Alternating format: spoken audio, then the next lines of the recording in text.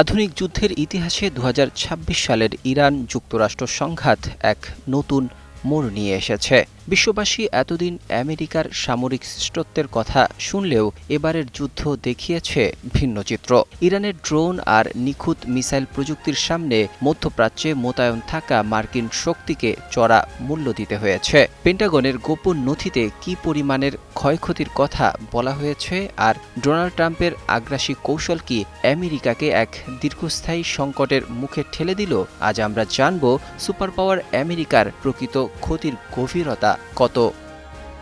উন্নত প্রযুক্তি এবং অভিজ্ঞ চিকিৎসক দলের নিরলস প্রচেষ্টায় আমরা আছি আপনার পাশে। ডেল্টা হাসপাতাল।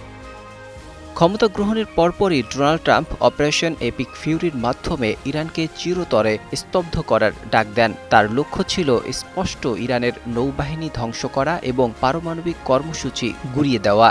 কিন্তু ট্রাম্পের এই অল আউট যুদ্ধের বাজি উল্টো ফল দিতে শুরু করে। ইরানের পাল্টা হামলা ছিল অত্যন্ত সমন্বিত।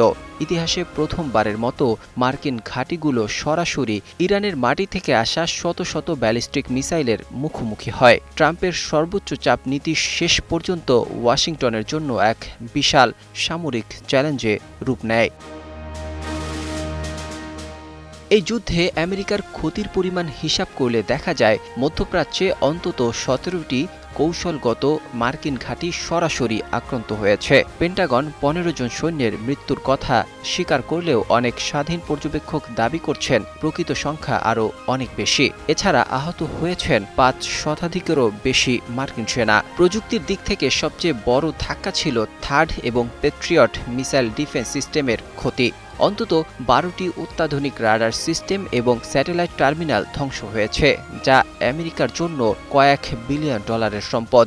ইরানের ড্রোন ঝাঁক বা সোয়ার্ম অ্যাটাক আমেরিকার কয়েক দশক পুরনো আকাশ প্রতিরক্ষা ব্যবস্থাকে বিভ্রান্ত করতে সক্ষম হয়েছে, যা মার্কিন সামরিক শক্তির সক্ষমতা নিয়ে নতুন করে প্রশ্ন তুলছে।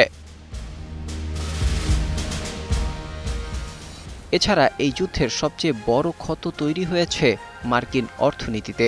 যুদ্ধ শুরুর মাত্র কয়েক মাসের মধ্যেই সরাসরি মার্কিন খরচ ১৮ বিলিয়ন ডলার ছাড়িয়ে গেছে। পরিস্থিতি সামাল দিতে পেন্টাগন অতিরিক্ত ২০০ বিলিয়ন ডলারের জরুরি বাজেট বরাদ্দ চেয়েছে। অন্যদিকে হরমুজ প্রণালী বন্ধ হয়ে যাওয়ায় আমেরিকায় পেট্রোলের দাম আকাশ ছুঁয়েছে।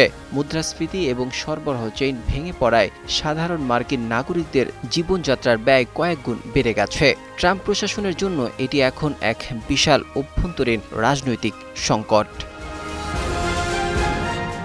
২০২৬ সালের এই সংঘাত প্রমাণ করেছে যে আমেরিকা যতই শক্তিশালী হোক না কেন, আধুনিক যুদ্ধের ক্ষয়ক্ষতি থেকে তারা মুক্ত নয়।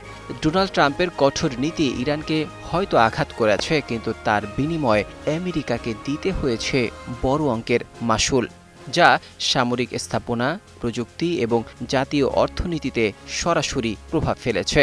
এই ক্ষয়ক্ষতি কি আমেরিকার মধ্যপ্রাচ্য নীতিকে বদলে দেবে, নাকি এটি কেবল এক বড় ধ্বংসের শুরু? এর জবাব অপেক্ষা করছে সামনের দিনগুলোতে। নাজমুল হক রাইয়ান, ২১ টেলিভিশন।